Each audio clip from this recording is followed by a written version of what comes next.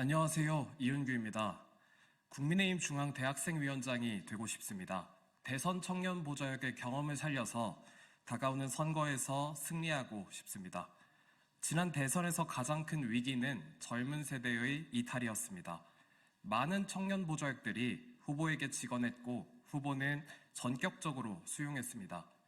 AI 윤석열 59 쇼츠 공약은 그렇게 가능했습니다. 우리는 젊은 세대의 마음을 돌리는 데 성공했고 대선에서 승리했습니다. 우리는 지금 다시 위기입니다. 많은 젊은 세대가 국민의힘을 외면하고 있습니다.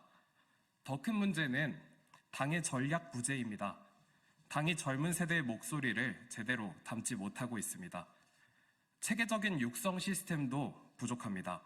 그래서 선거마다 영입에 의존했습니다. 그리고 다음 선거가 되면 영입 인재나 당에서 활동하던 청년들의 공간이 없었습니다. 그 악순환을 끊어야 합니다. 이를 해결하기 위해서 우선 대학가의 문제를 가장 중요하게 다루겠습니다.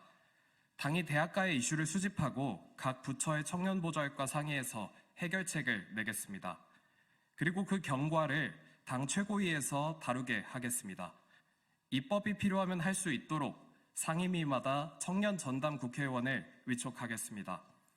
입법한 법의 별칭은 제안자의 이름을 따게 하겠습니다.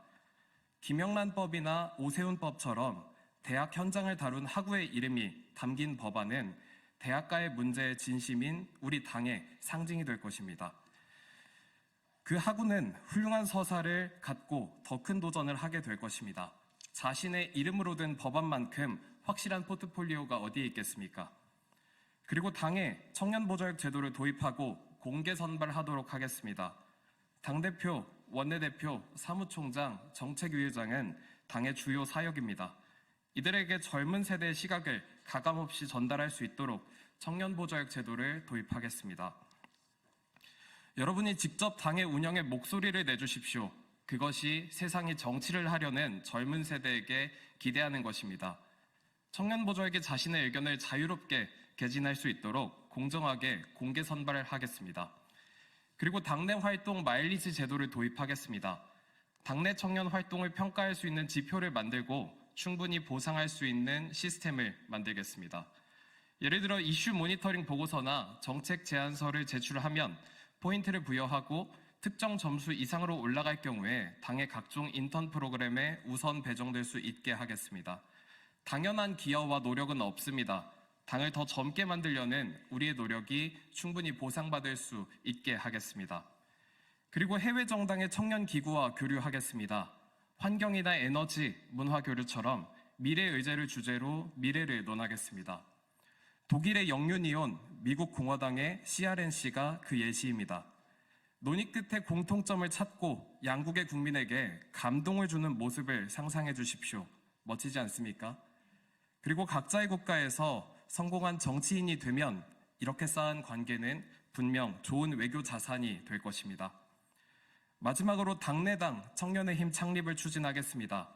당내당 형태의 사내 벤처 개념입니다. 독립된 지도부를 구성하고 의결권과 사업권을 갖게 하겠습니다. 대기업의 사내 벤처는 대기업의 문화를 쇄신하고 신선한 기획을 쏟아냅니다.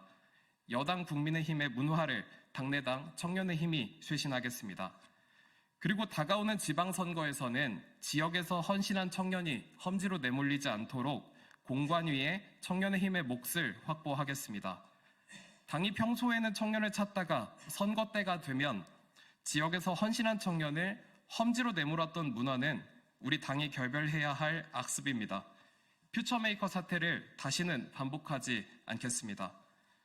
우리의 대학생위원장 선거가 반장 선거 이상의 의미를 가질 때 당이 변화할 것이고 국민도 우리의 변화를 인정할 것입니다. 당을 젊게 바꾸려는 제 손을 잡아주십시오. 제 이름은 이은규입니다. 감사합니다.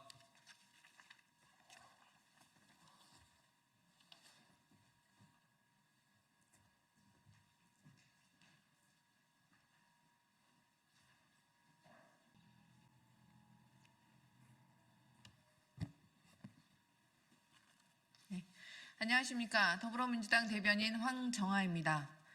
브리핑 시작하겠습니다. 국민의힘은 보수의 심장에서도 피어오른 시국선언을 깊이 새기며 재의결에 임하십시오. 국민의힘이 다음 달 10일로 예정된 김건희 특검법 재의결 표결을 앞두고 이탈표를 막기 위해 표결 시 기표소에 들어가지 않고 집단 기권하는 방안을 검토 중이라고 합니다. 집권 여당이 민의의 가늠자인 김건희 특검법을 또다시 거부한 불통의 대통령에게 고언을 하지는 못할 망정 자당 국회의원들을 표틀막 하겠다니 참담합니다. 국민의힘이 국민이 뽑은 국민의 대표가 아니라 김건희 여사가 점지해준 자리라고 여기지 않는다면 국회의원을 표틀막 하겠다는 발상을 할 수는 없습니다. 지금 국민의힘 당사가 명태균 의혹과 관련해 검찰의 압수수색을 받고 있습니다. 집권여당 당사가 대통령 부부와 비선 실세의 공천 개입, 공천 거래 의혹으로 압수수색 당하는데 진상을 규명할 김건희 특검법을 막겠다는 말입니까? 어제까지 윤석열 정권을 심판해야 한다는 시국선언에 3,000명 넘는 교수들이 동참했습니다. 심지어 보수의 심장으로 불리는 대구, 경북에서조차 윤석열 대통령의 퇴진을 요구하는 시국선언이 터져 나왔습니다. 국민의힘은 들불처럼 번지는 국민의 분노를 외면할 셈인지 답하십시오. 국민의힘은 윤석열 대통령의 경로나 김건희 여사의 역정은 두렵고 국민의 분노는 두렵지 않습니까? 검찰이 어떻게든 면죄부를 줄 테니 특검만 막으면 김건희 여사의 국정농단을 모면할 수 있다는 착각은 버리십시오. 국민의힘이 이번에도 김건희 여사 방탄을 위해 민의를 거역한다면 국민의 분노가 활화산처럼 폭발할 것임을 엄중히 경고합니다. 건의의 힘으로 변질된 국민의힘을 국민께서 더 이상 인정하지 않을 것임을 명심하십시오.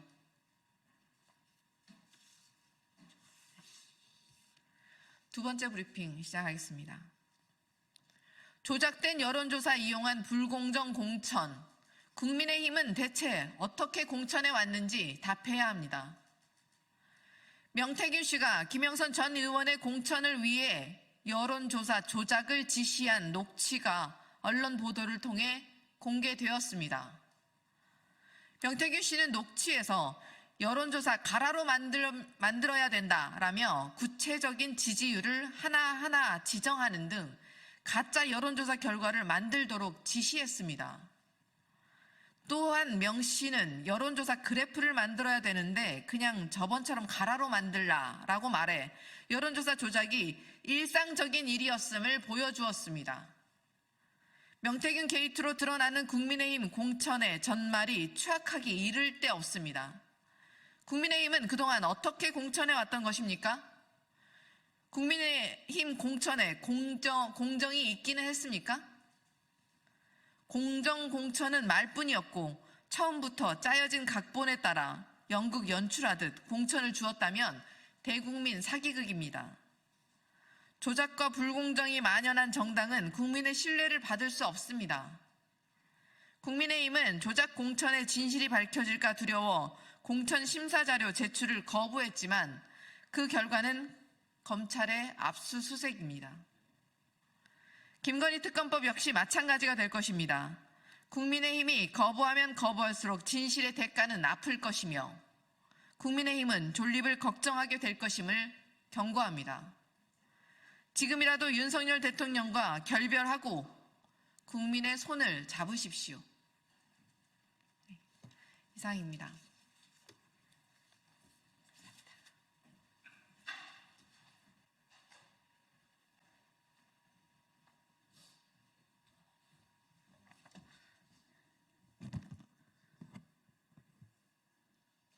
예. 검사 탄핵과 관련한 검사들의 집단 행동에 대해서 브리핑하도록 하겠습니다. 진보당 원내대변인 정혜경입니다. 검사 탄핵이 아니라 검사들의 집단 행동이 위헌입니다. 서울중앙지검 간부들이 집단 행동에 나섰습니다. 이들은 야당에서 추진하는 검사 탄핵이 위헌이라며 차장검사, 부장검사 줄줄이 입장문을 내고 반발하고 있습니다. 무엇이 위헌입니까? 헌법 65조는 입법부인 국회에 고위공무원을 탄핵할 수 있는 권한을 줬습니다. 김건희 여사 도이치모터스 주가 조작 사건 무혐의 처분을 내린 검사들이 헌법과 법률을 위반했는지 따지는 것은 합헌입니다. 오히려 국회의 정당한 견제 권한에 반발하는 것이 위헌적입니다. 제 아무리 검사라도 탄핵의 성역이 될 수는 없지 않겠습니까? 수사권 기소권을 모두 쥐고 무소불위의 권력을 휘두르며 대통령 부부는 살리고 정적은 죽이고 검찰 출신이 정부 요직 곳곳을 싹쓸이하고 이제 권력의 시녀가 아닌 권력의 주인으로 군림한 검찰. 이 브레이크 없는 질주를 멈춰야 합니다. 검찰이 공포의 대상인 나라에 어떠한 희망도 없습니다. 진보당은 일부 검사의 탄핵을 넘어 검찰청 해체, 기소청 전환, 검찰 특활비 폐지, 그리고 검사장 직선제 도입으로 검찰공화국을 반드시 무너뜨리겠습니다. 이상입니다.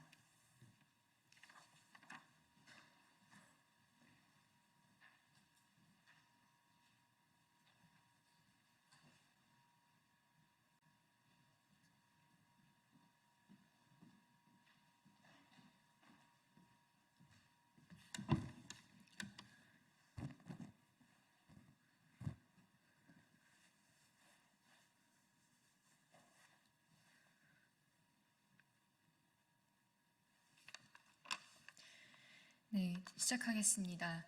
진보당 대변인 홍희진입니다. 오전 브리핑 2건 진행하겠습니다. 첫 번째입니다. 사도광산 추모 약속 걷어차도 일본과 긍정적 협력하자는 조태열 장관, 하루빨리 사퇴하십시오.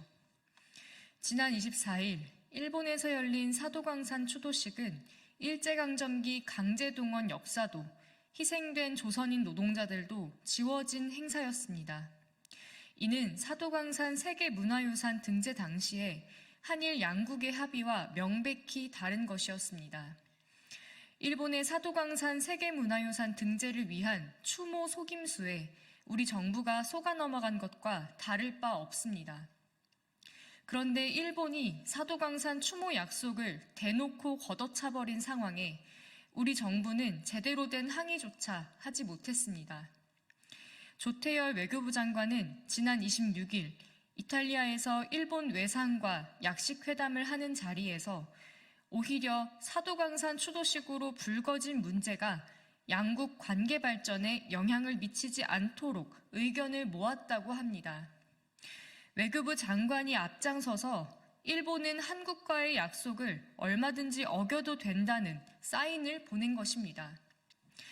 자국의 강제동원 희생자들에 대한 걱정보다 일본 정부 심기보자에 대한 걱정이 앞섰나 봅니다. 정말 경악스러운 수준입니다. 자국민의 명예회복은 나 몰라라. 일본 정부 눈치만 보는 비겁한 외교부 장관 필요 없습니다. 일본의 무성의한 추도식에 대해 우리 정부가 어떻게 소통했는지를 취재진이 물어도 외교부는 말할 수 없다는 답만 되풀이했습니다. 얼마나 떳떳하지 못하면 소통의 과정도 내용도 밝힐 수 없다는 겁니까? 그러니 일본 정부가 무성의한 추도식의 책임은 쏙 빼고 우리 정부에게 추도식 불참의 책임만 묻는 기막힌 상황이 만들어진 것 아닙니까? 사도광산 강제동원 희생자 추모도 일본에 요구하지 못하고 우리 정부가 셀프로 해결하는 상황에 외교부는 존재 이유를 잃었습니다. 자격 없는 조태열 장관, 하루빨리 사퇴하십시오. 두 번째입니다. 이충상 상임위원, 국민의힘을 뒷배로 이젠 입법권도 휘두르고 싶습니까? 지난 25일 국가인권위원회 이충상 상임위원이 인권위 22차 전원위원회에서 민사소송법 일부 개정안에 대한 의견 표명의 건을 올렸습니다. 회의에서 30분에 가까운 시간 동안 안건 취지를 설명하며 국민의힘 조배숙 의원의 법안 발의에 직접 관여했다는 식으로 말하기도 했습니다. 하지만 해당 안건은 인권위에서 다룰 만한 내용도 아니었고 긴급하게 상정해야 할 필요성도 떨어지는 안건이었습니다. 이충상 상임위원의 인권위 사유화, 권력의 사유화가 선명하게 드러났습니다. 이 위원이 인권에 역행하는 행동거지로 인권위를 망가뜨리는 것으로도 부족해서 이제는 입법권마저 휘두르고 싶나 봅니다. 이전부터 소수자에 대한 혐오 발언을 일삼은 것도 모자라서 이제는 사적인 목적으로 공적 권한을 휘두르려 한 것입니다. 이 상임위원은 지난 2022년 10월 국민의힘 몫으로 상임위원이 됐습니다. 또한 이 위원은 윤석열 대선 캠프에서 활동했던 인물이기도 합니다. 말도 안 되는 안건을 긴급하게 상정시킨 안창호 인권위원장도 마찬가지입니다. 안창호 위원장과 이충상 상임위원은 나란히 국가인권위를 떠나십시오. 인권위는 정부와 여당 입맛대로 인권을 무너뜨리고 권력의 사유화를 일삼는 이충상 상임위원 같은 가짜 인권위원이 있을 곳이 아닙니다. 이상입니다.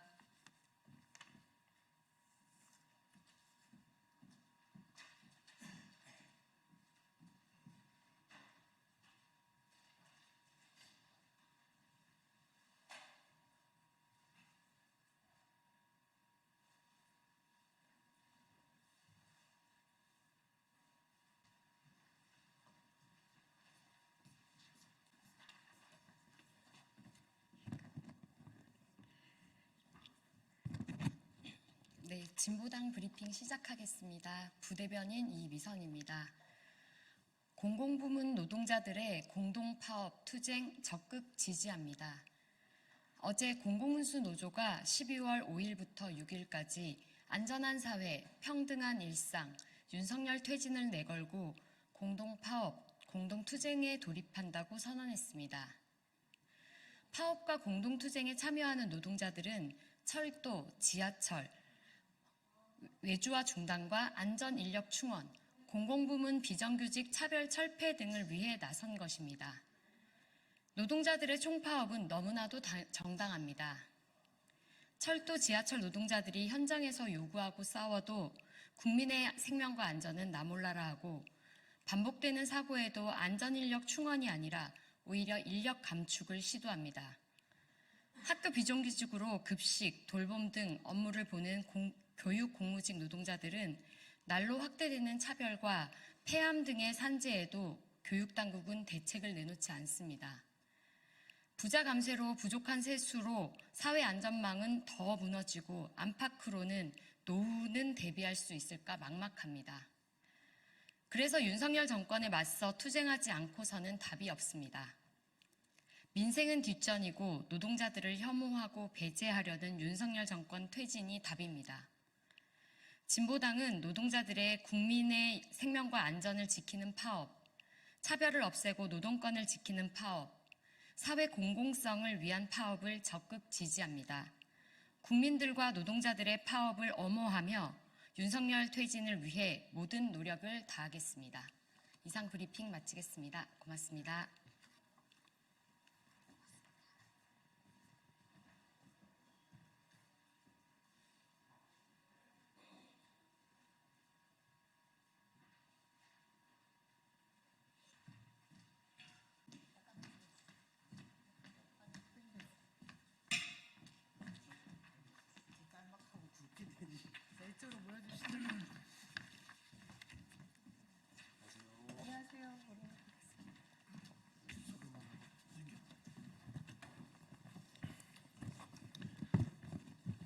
예, 더불어민주당 경기 안성 국회의원 윤종군입니다.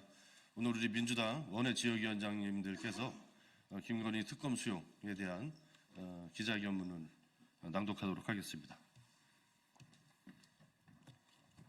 안녕하십니까. 인사드리겠습니다. 저희는 더불어민주당 원외 지역위원장 협의회에서 나왔습니다.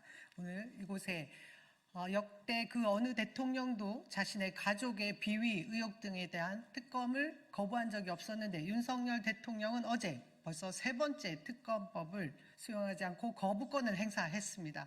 이에 대한 것을 규탄하고 저희는 저희 원외 지역위원장에 있는 현역 국회의원들, 특히 국민의힘 국회의원들에게 김건희 특검법을 즉각 수용하라는 호소를 드리기 위해서 이 자리에 섰습니다.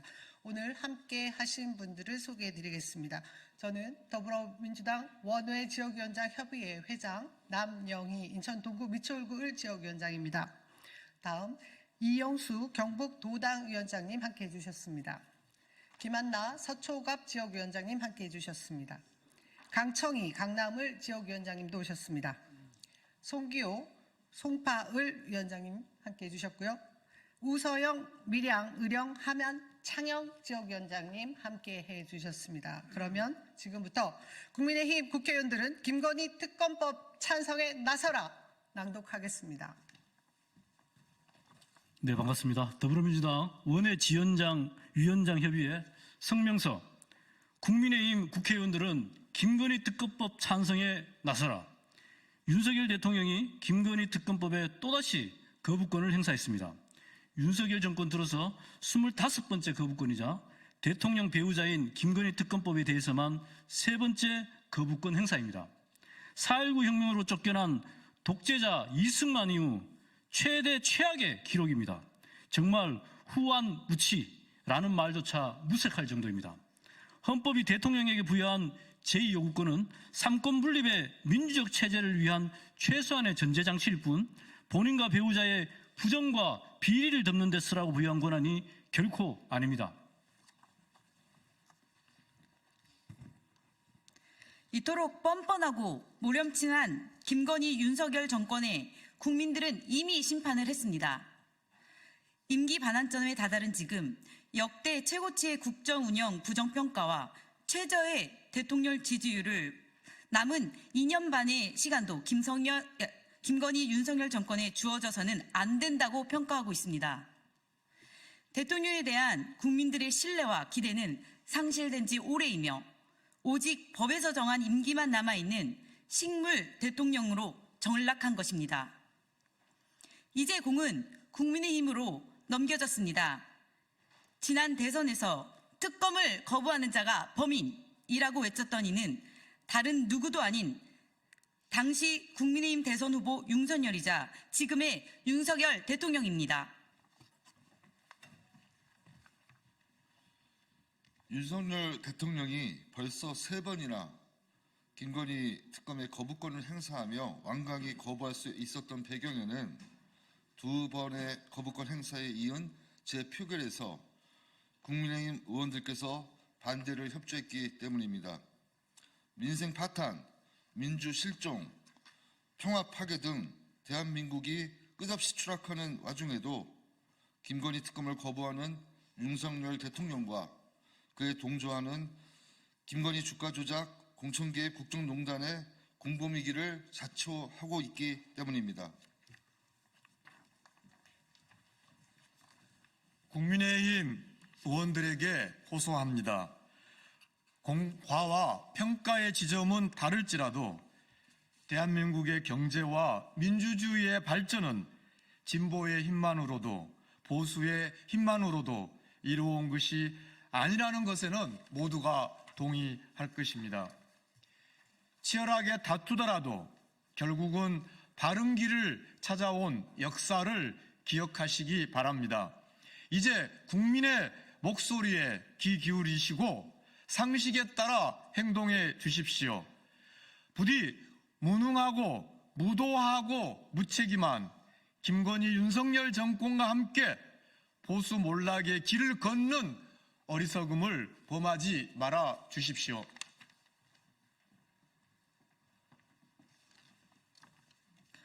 지금이라도 국민의 명령을 받들어 보수 재건의 최소한의 기반을 마련하겠다는 결심과 결기를 보여주십시오.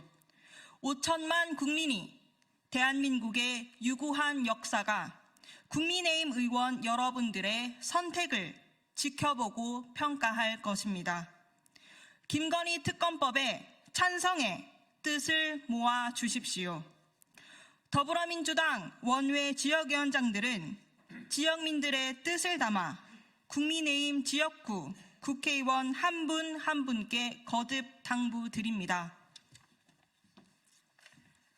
조경태, 주호영, 권성동, 권영세, 김기현, 나경원, 윤상현, 김도읍, 김상훈, 김태호, 박대출, 박덕흠, 안철수, 윤영석, 윤재옥, 이종배, 이헌승, 한기호, 김석기, 김성원, 김정재, 김희정, 성일종, 송석준, 송언석, 신성범, 윤한홍, 이만희, 이양수, 이철규, 이미자, 정점식, 추경호, 강대식, 강민국, 강승규, 구작은, 권영진, 김미애, 김선교, 김승수, 김은혜, 김형동, 박성민, 박수영, 박정하, 박형수, 배준영, 배현진, 백종현, 서범수, 서일준, 엄태영, 유상범, 이성권, 이인선, 정동혁, 정동만, 정희용, 조은희, 조정훈, 최형두, 강명구, 고동진, 곽규택, 김기용, 김대식, 김상욱, 김용태, 김재섭, 김종양, 박상웅, 박수민, 박정훈, 박성훈, 서명옥, 서지영, 서천호, 신동욱, 우재준, 유영하, 이상휘, 이종욱, 임종득, 정성국, 정연욱, 조승환, 조지연, 조진우, 최은석. 이상 9명의 지역구 국민의힘 국회의원들은 국민의 명령입니다. 김건희 특검법에 찬성하십시오. 2024년 11월 27일 더불어민주당 원외 지역위원장 협의회 일동. 감사합니다.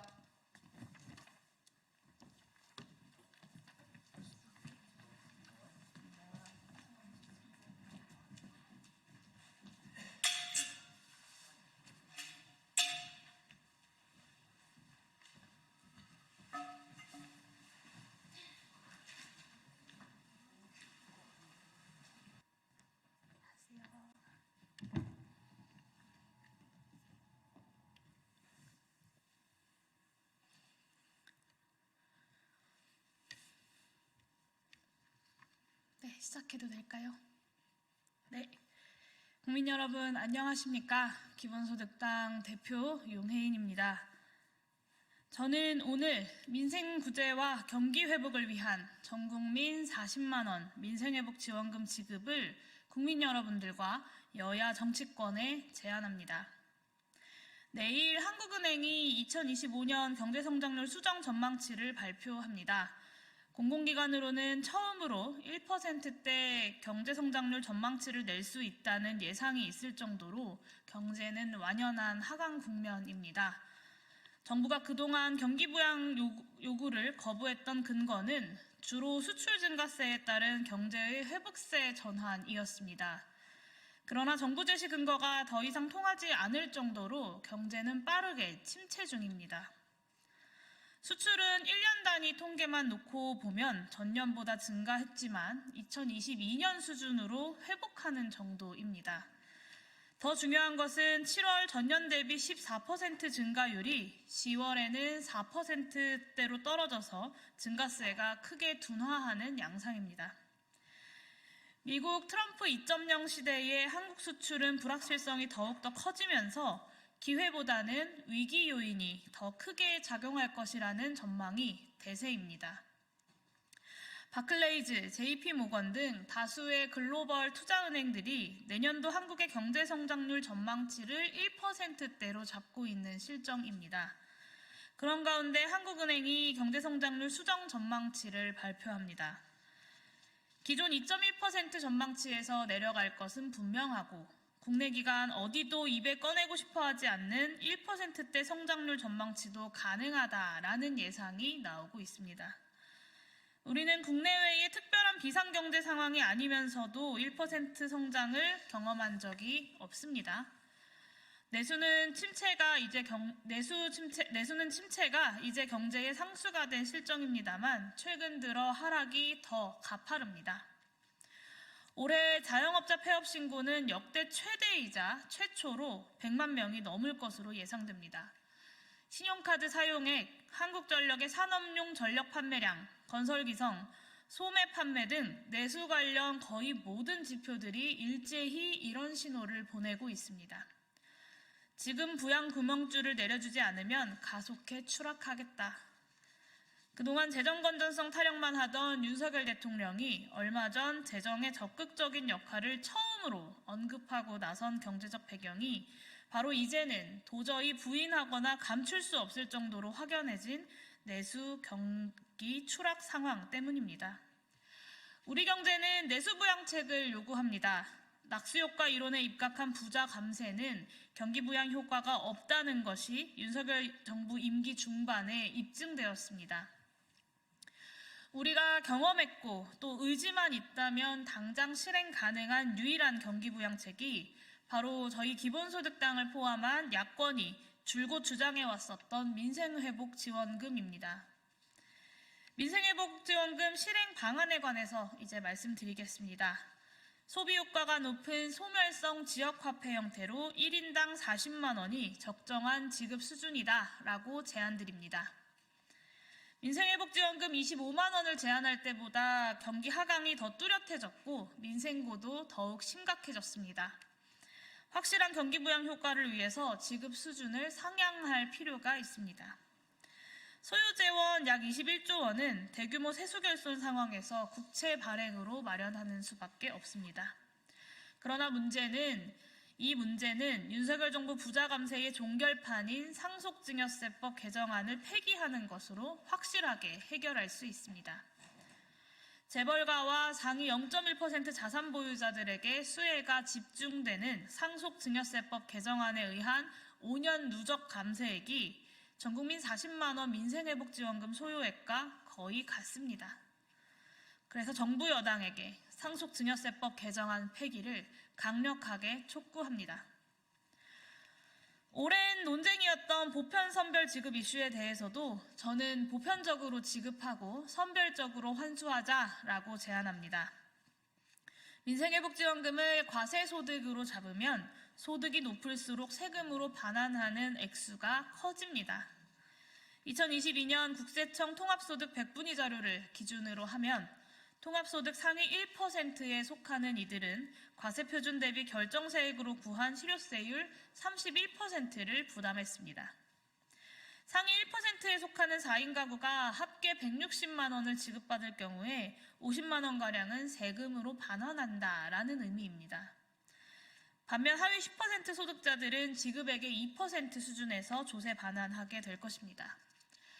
보편 지급 후 과세에 의한 선별 환수야말로 신뢰할 만한 최근의 소득 통계 시스템이 추가로 마련되지 않은 상황에서 상위 소득자 배제 선별 지급에 따르는 여러 부작용들을 없애는 최선의 방안입니다. 정부 여당의 의지만 있다면 간단한 법률 개정으로 시행할 수 있습니다. 그리고 그간 입이 아프도록 해왔던 이야기를 마지막으로 하겠습니다.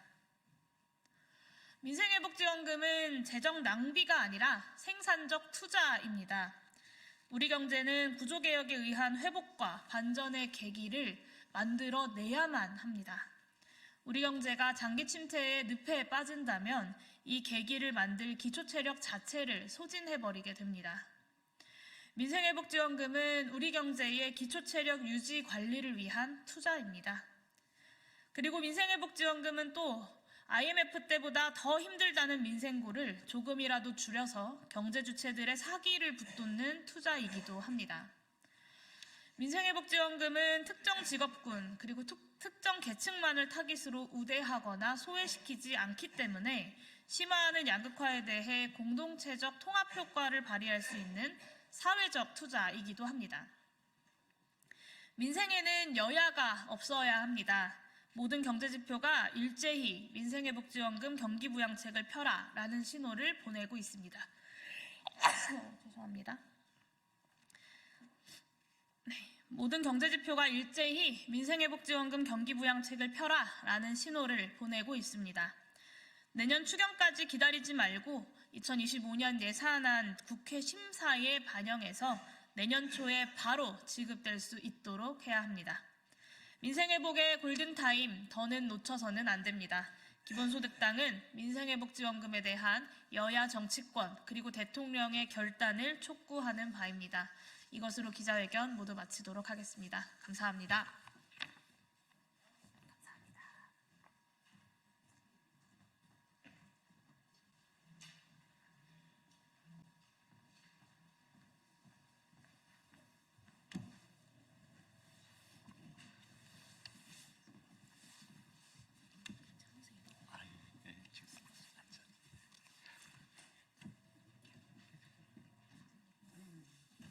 이쪽으로 쓰시면 됩니다.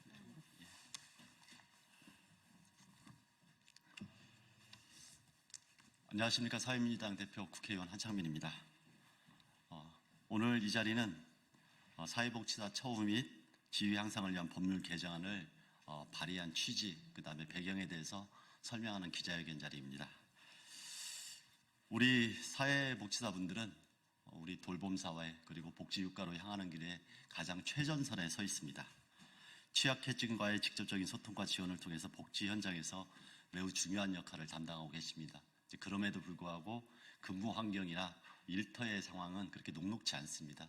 이에 따라서 지금 현행 법에서 부족한 부분을 채워나가면서 현장의 담당자들의 조금 더 안전하고 좋은 일터를 만들기 위한 그런 법안을 이번에 개정안을 발의했다, 이 말씀을 드리고요. 오늘 이 자리에는 그 현장의 목소리를 생생하게 들려줄 사회복지사 협회와 담당자분들이 함께하고 계십니다. 함께하신 분들 먼저 소개시켜드리도록 하겠습니다. 사회복지사협회 박일규 회장님 함께해 주셨습니다. 사회복지사협회 정책기획본부 박진재 본부장님 함께해 주셨습니다. 사회복지사협회 재정기획본부 이현정 부장님도 함께해 주시고요. 사회복지 종사자 권익지원센터 최재현 운영위원님도 함께해 주셨습니다. 네, 오늘 기자회견 순서는 현장의 목소리를 그대로 듣는 발언문을 시작으로 하고 제가 마지막으로 이번 법안의 발의 취지를 설명하는 진행 순으로 하도록 하겠습니다. 먼저 박일규 회장님께서 사회복지사분들이 현장에서 겪고 계신 여러 어려움과 이번 법안의 필요성에 대해서 말씀해 주시겠습니다.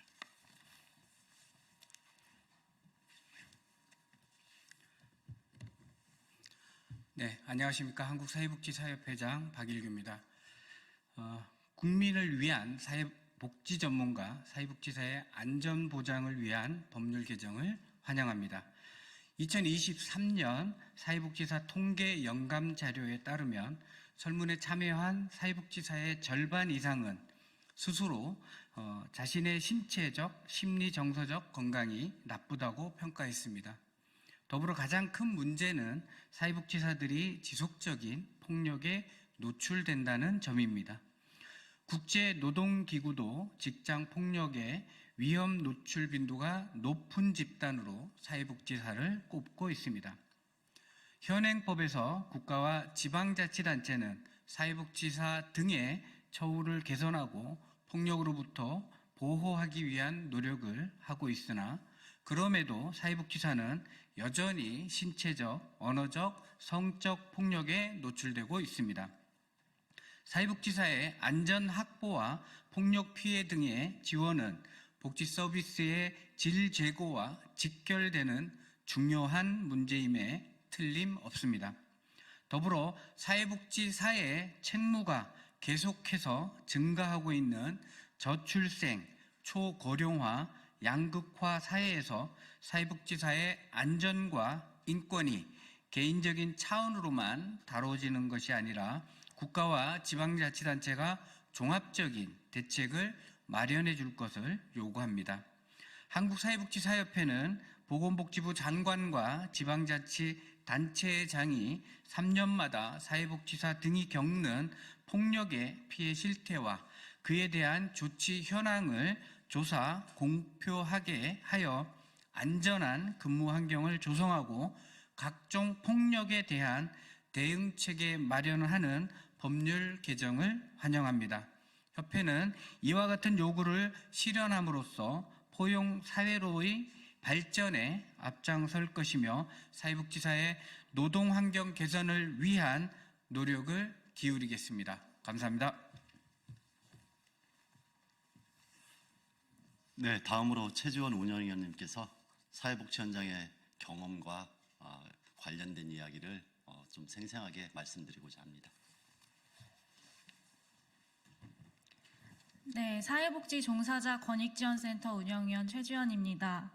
사회복지사 등의 처우 및 지위 향상을 위한 법률이 시행된 지 13년이 지났습니다.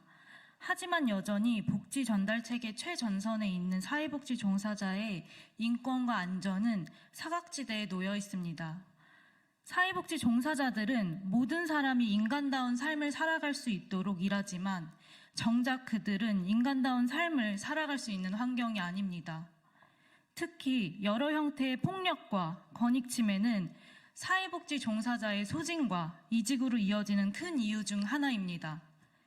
2021년도에 보건복지부와 한국사회복지사협회에서 발표한 안전 및 폭력 경험 실태조사에 따르면 사회복지 종사자의 70.7%가 5년 동안 한 번이라도 폭력을 경험했다는 통계가 있습니다.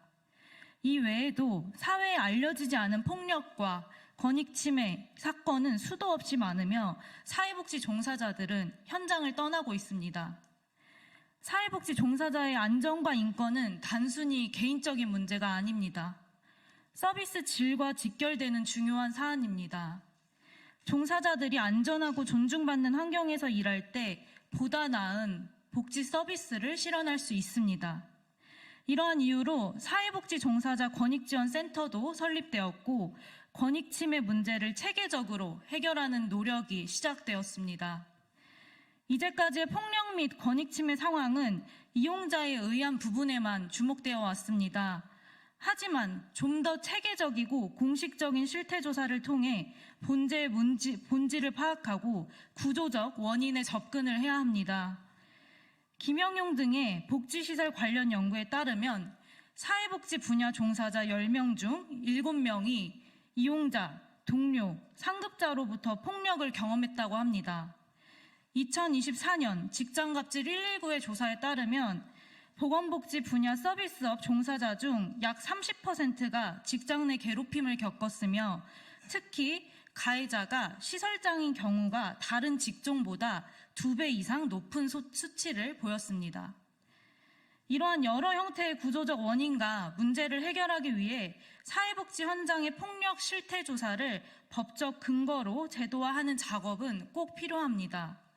이를 바탕으로 국회와 현장이 비로소 실효성 있는 해결 방안을 찾아갈 수 있을 것입니다. 현장에 일할 사람이 있어야 사회복지 실천 또한 가능합니다.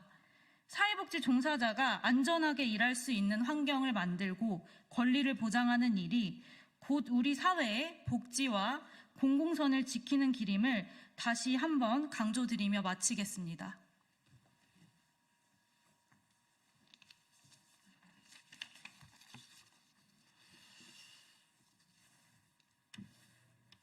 네, 마지막으로 제가 이 관련 법안을 발의한 배경과 취지에 대해서 말씀을 드리겠습니다.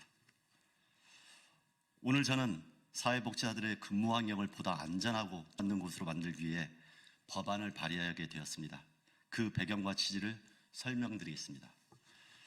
우리 사회복지사들은 가장 취약한 계층과 소통하면서 돌봄과 지원이라는 중요한 역할을 수행하고 있습니다. 그러나 이들이 현장에서 겪는 신체적, 언어적 폭력은 여전히 심각한 수준입니다. 복지 사각지대에서 일하며 국민의 삶을 돌보는 분들이 정작 자신의 안전은 제대로 보호받지 못하는 게 대한민국의 사회복지 현실입니다. 현행법은 사회복지사 처우 개선과 폭력으로부터의 보호를 위해 국가와 지자체가 노력해야 한다고 명시하고 있습니다. 그러나 이러한 노력의 결과를 평가하거나 체계적으로 실태를 조사하는 법적 근거가 부족해 여전히 문제를 정확히 파악하고 실효성 있는 대책을 마련하는 데 한계가 있습니다. 이에 이번 개정안은 보건복지부 장관과 지방자치단체장이 3년마다 한 번 사회복지사가 겪는 폭력 실태와 조치 현황을 조사하고 이를 공표하도록 의무화하고자 합니다. 이를 통해 폭력 피해의 실태를 명확히 파악하고 구체적이고 실효성 있는 보호 방안을 마련할 수 있는 기틀을 제공하려고 합니다. 이번 개정안은 사회복지사의 안전한 근무 환경을 보장하고 폭력 대응 체계를 강화하기 위한 첫걸음입니다. 실태조사 결과를 기반으로 보건복지부와 지방자치단체는 효과적인 보호 대책을 반드시 마련할 수 있도록 할 것입니다.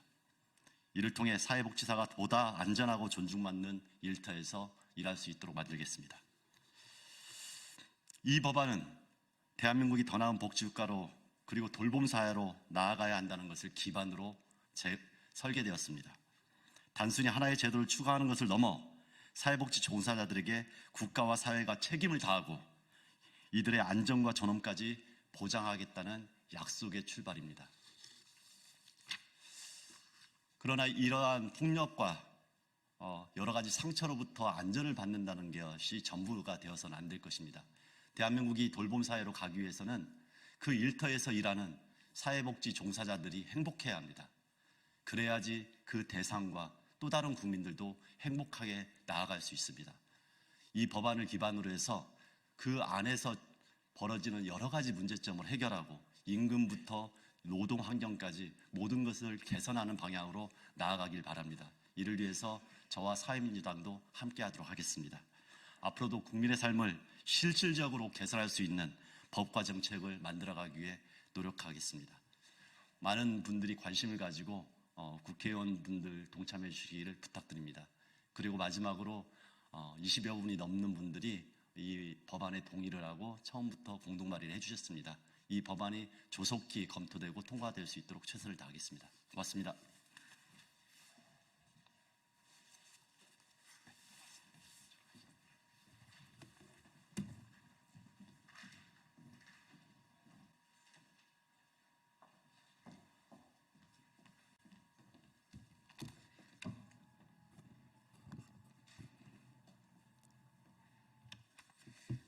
안녕하십니까. 국민의힘 김연주 대변인입니다. 이재명 대표의 살리는 정치, 말만 한다고 되는 것이 아닙니다. 이재명 대표가 지난 25일 법원을 나서며 살리는 정치를 하자고 했습니다. 또 앞으로 국민의 삶을 위해 최선을 다하겠다고도 했습니다. 그러나 국민민복과 민생을 챙기는 일이 어디 말로만 되는 것입니까? 민주당은 겉으로는 민생 연석회의에 나서며 민생을 신경 쓰는 척하고 있지만 뒤에서는 연일 검찰을 향한 탄핵 엄포와 함께 기승전 특검 행보를 멈추지 않고 있습니다. 이 대표 발언의 진정성을 의심케 하는 대목입니다. 지금 정치가 살려야 할 과제는 한둘이 아닙니다. 우리 산업의 핵심인 반도체 업계가 간절히 호소하고 있는 반도체 특별법은 발등에 떨어진 불과 같습니다.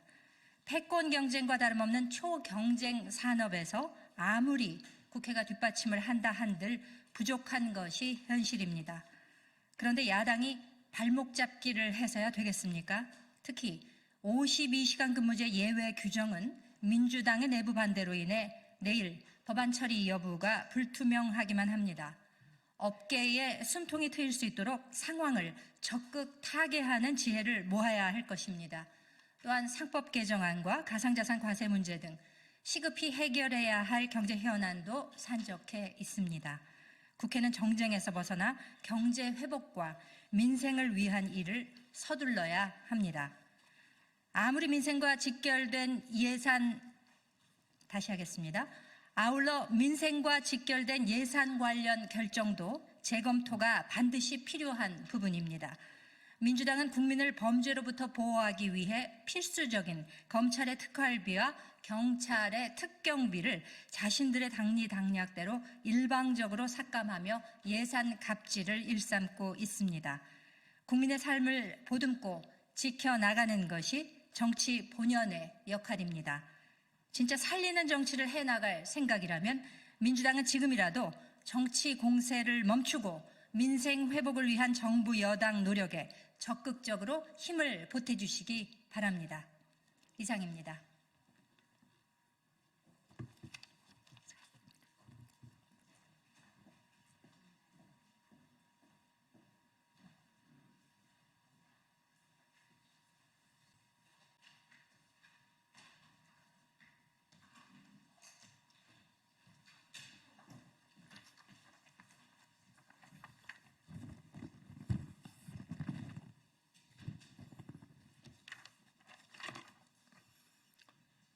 국민의힘 법률자문위원장입니다.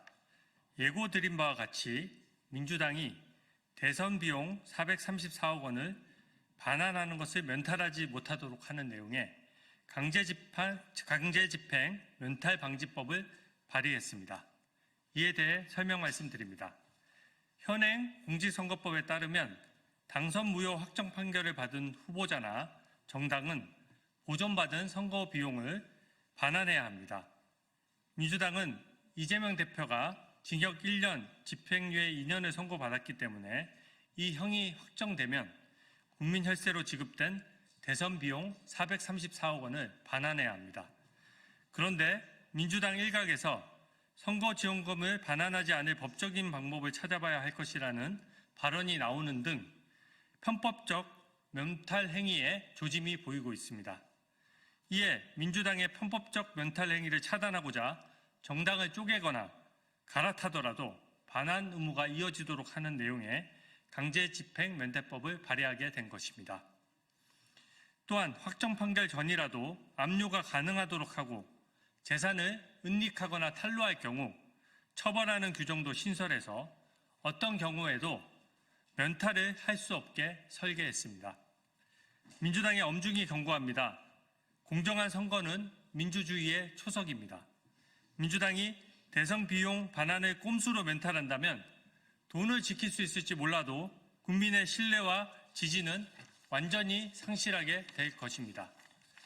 아울러 강제집행 면탈방지법은 선거법을 위반한 모든 정당이 법과 원칙에 따라 반환 의무를 지게 하는 내용의 법안입니다. 민주당이 꼼수와 편법을 통해 대선 비용 434억 원을 면탈할 계획이 없다면 이 법안에 반대할 하등의 이유가 없다고 할 것입니다. 공당인 민주당이 선거법을 위반하는 것도 모자라 선거 비용 반환마저 꼼수로 피해가려 한다는 의심을 받지 않기 위해서라도 법 개정에 동참해 주시기를 부탁드립니다. 감사합니다.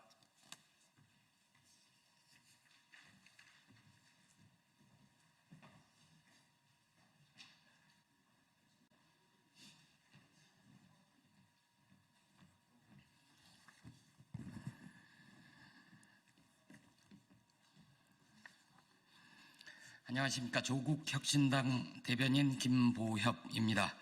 조국혁신당 1호 법안 한동훈 특검법이 빛을 발할 시간이다 라는 제목으로 논평하겠습니다. 여당이 사라졌습니다. 윤석열 대통령은 도통 국정엔 관심이 없고 오로지 술과 골프에만 진심이니 여당인 국민의힘이라도 정신을 차려야 합니다. 그런데 친윤계와 친한계 사이에 전쟁이 벌어졌습니다. 게시판 난타전에 용산 세과시까지 한심한 여 네 분, 여권쇄신 급한데 참 한심한 국민의힘 게시판 네 분, 20일 넘게 당계 진흙탕 싸움, 집권 여당이 안 보인다. 윤석열 검찰 독재 정권의 한 축이었던 보수 일간지들의 오늘치 사설 제목입니다. 집안 싸움으로 그칠 것 같지는 않습니다.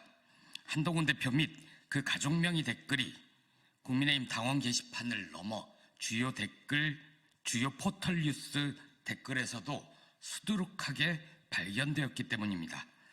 윤석열, 김건희 부부 비방글 내용이 거의 같아 댓글 부대 의혹도 제기되고 있습니다. 이쯤 되면 여론 조작입니다. 지난 6월 국민의힘 전당대회 당시 김건희 씨의 문자, 장해찬 전 최고위원의 폭로를 통해 한 대표가 법무부 장관 시절부터 이른바 한동훈 팀이라 불리는 사설 여론 조성팀을 운영했다는 의혹이 있었습니다. 수사가 필요합니다.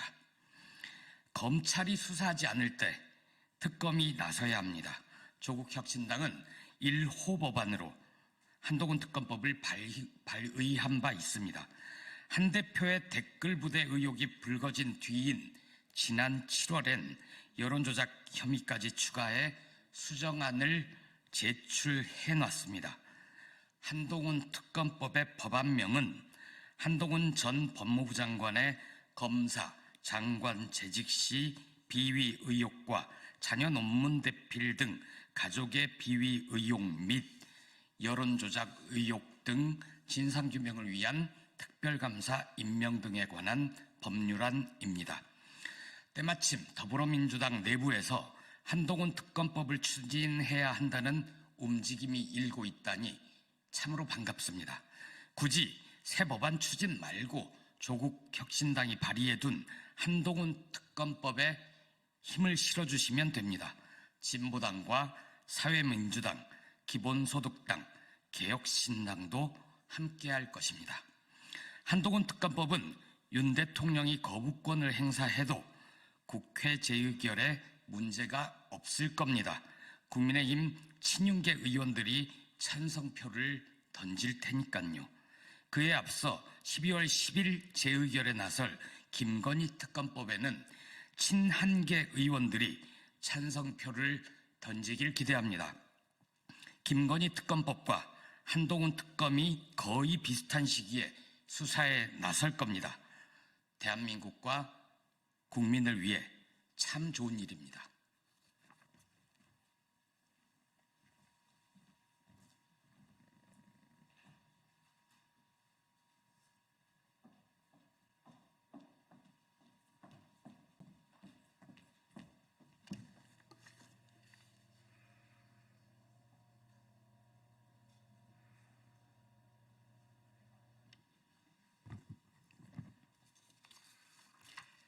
브리핑 시작하겠습니다. 더 빠르게, 더 강하게, 더 선명하게 행동하겠습니다.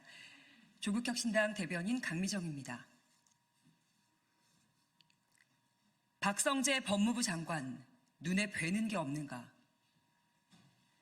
윤석열 검찰 독재 정권의 장관을 하려면 기본적으로 무례를 장착해야 하는 것 같습니다. 안하무인이죠. 박은정 조국혁신당 의원이 오늘 오전 국회 법제사법위원회에서 최근 휴대전화를 교체했다는 윤석열 대통령 부부의 이전 전화 확보 방안을 물었습니다. 박 장관은 건들건들한 태도로 목청을 높이면서 영장을 청구해도 발부가 안 된다. 의원님보다는 제가 수사를 많이 했을 것이니 그렇게 부실 수사라고 함부로 말하지 말라고 대답했습니다.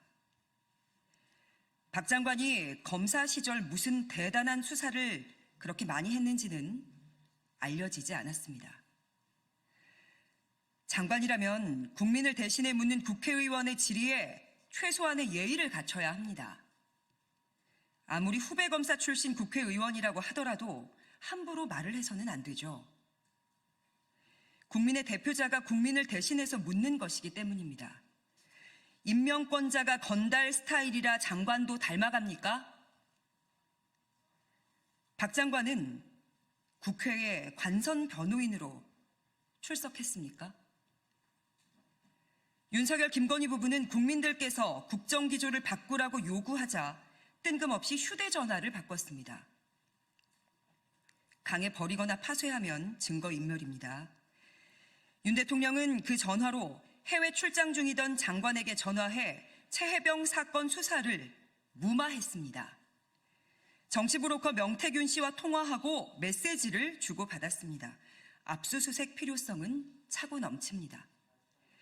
더욱이 창원지검은 명태균의 황금폰을 여태 확보하지 못하고 있죠.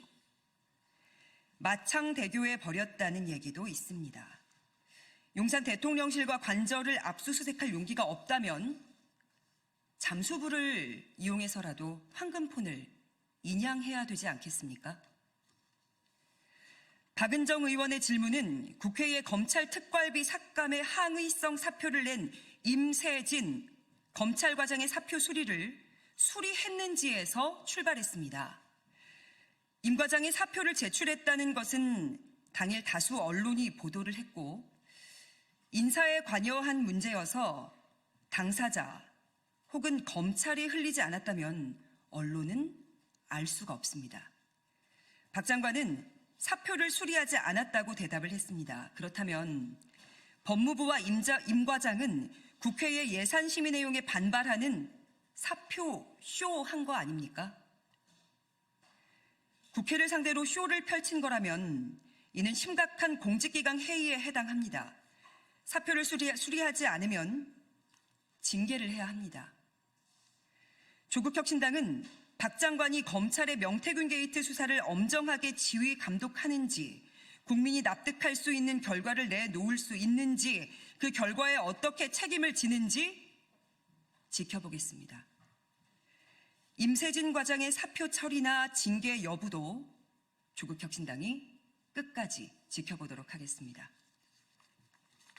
여기까지 하겠습니다. 고맙습니다.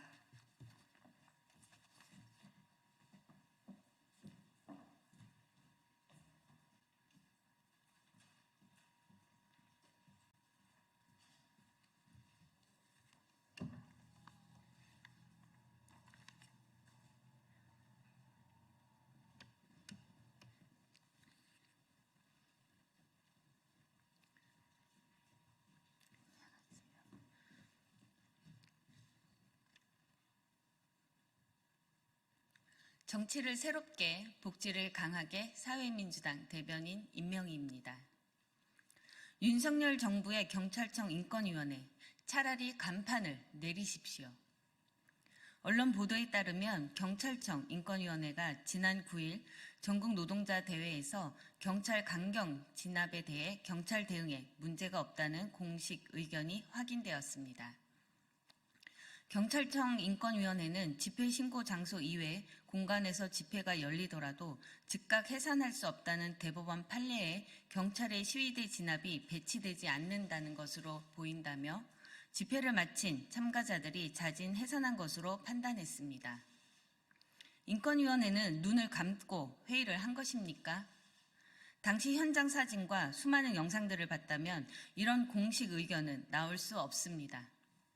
경찰의 공식 입장만 봐도 3차례 해산 명령 이후 진압이 이루어졌으며 집회 시작 전부터 이뤄진 무력 행사였습니다. 집회에 참석한 노동자, 시민, 한창민 국회의원 등 부상자가 발생했는데도 경찰 대응이 정당했다는 것입니까? 이에 상호 노력이 필요하다는 공언은 처참하기 그지없습니다.